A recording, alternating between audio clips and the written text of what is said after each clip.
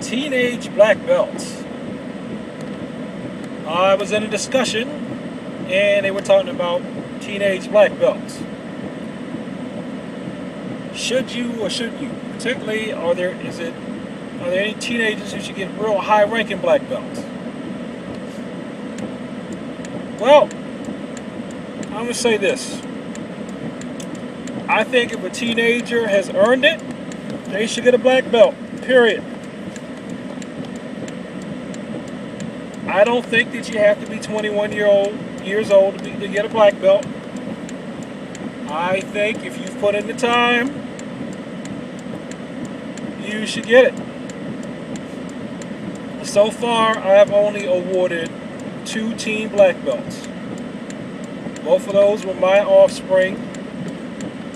One had been taking martial arts since she was 4. The other one since he was 3. By the time they got the black belts, at first I thought my daughter had 9 years, but no, I think she had 10 years in. So they both had 10 years of training, a minimum once a week, but a minimum of one formal class a week, but I work with them at home more than that. So I guess 3 hours a week of instruction, not including their own practicing and not include surprise, I'm going to force you to practice type stuff.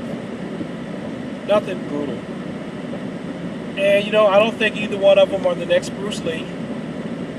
But come on, after all that time, and we're talking a first degree black belt here, first degree. People say that first degree at most is like a junior instructor. Or even if they can lead a class, they still, they're not masters. Yes, they definitely had that by them. Even as far as a certain maturity level, I could turn over a task in class and say, I want you to review X, Y, Z with these people, and they do it.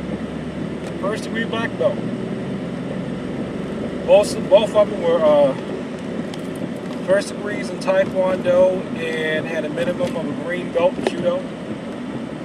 So, fairly well-rounded, in my opinion.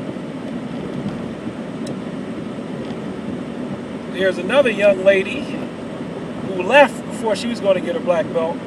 I knew I should have dropped hints. I had a feeling I should start dropping hints. I was going to award her black belt, but I wanted it to be a surprise. Because she started showing her technique, all of a sudden started getting really, really good. I would say her Taekwondo technique was getting to be showdown level. And she has a knack for teaching. I started seeing a real good ability to develop rapport with junior students and teach. And I was going to surprise her, but she left, so. Oh well, sometimes you shouldn't leave because you don't think that you're getting what you want. Somebody might be getting ready to reward you. So if the person, well, we're talking about children here. If the child has been studying since they were a toddler, made steady progress, they can get a first degree black belt. Now what brought on the hoopla of this particular discussion was someone had mentioned, I think it was like a 4th Dan at 20 or something, 19 or 20, something like that, and a 22-year-old 5th Dan or something like that. Oh, that's impossible, they could never do that. Well, you know what I say? What if you got somebody that's an Olympian? We're gonna talk strictly Taekwondo or Judo. What if they go to the Olympics at 17, 18, 19, and they medal? Most of us are never going to medal in the Olympics. If they're an Olympian, they can't be a 4th or 5th degree at that age. Why not? Couldn't they at least be a black belt by that age if they can medal in the Olympics?